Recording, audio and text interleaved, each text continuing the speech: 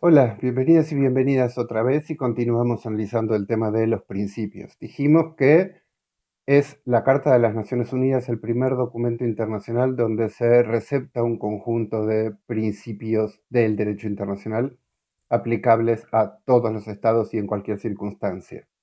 Vamos ahora a ver cuáles son estos principios, pero antes, para entender de qué se trata, tenemos que identificar en qué lugar de la carta están ubicados y cuál es el juego que establecen con algunos otros elementos propios de la carta. Los principios están ubicados dentro del primer capítulo de la carta, inmediatamente después del preámbulo, y son el artículo 2 de la Carta de las Naciones Unidas. Están directamente precedidos en el artículo que abre el texto de la carta por aquel que define cuáles son los propósitos de la Organización de las Naciones Unidas.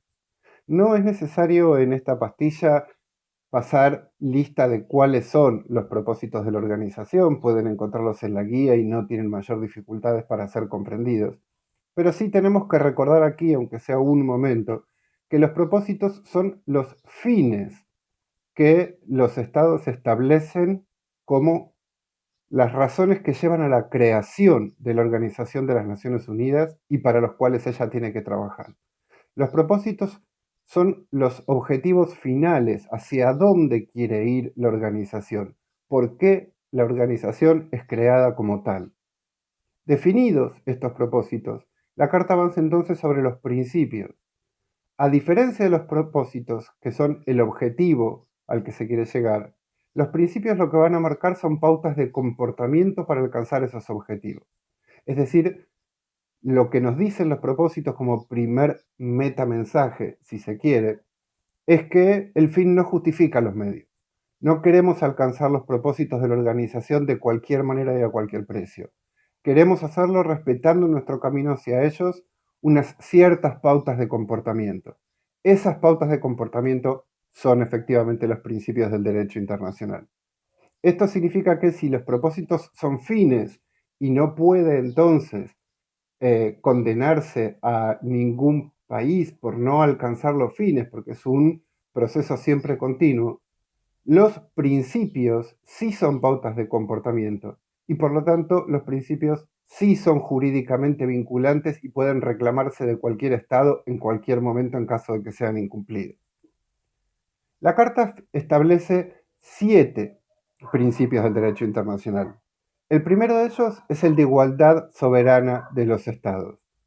Es decir, lo primero que se reconoce es que todos los estados tienen igual derecho soberano. No es un reconocimiento falso de que los estados son iguales, porque los estados claramente no lo son, ni por tamaño, ni por poder, ni por población, ni por ninguno de sus otros atributos.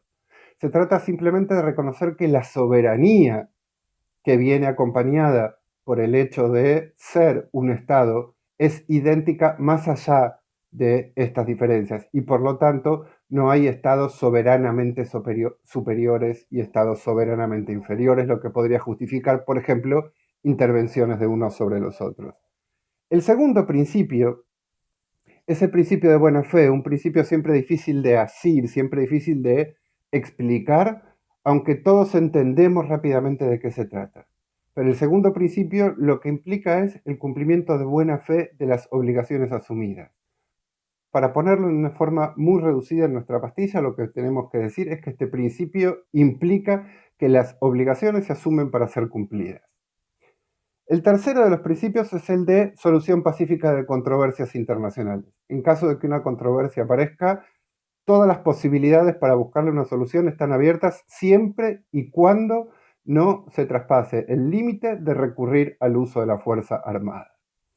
El cuarto de los principios es justamente el de abstención del uso o de la amenaza inclusive del uso de la fuerza armada. Es un principio absolutamente central y para muchos la base sobre la que se construye todo el edificio del derecho internacional público contemporáneo y vamos a referirnos a este principio más adelante cuando veamos el sistema de seguridad internacional.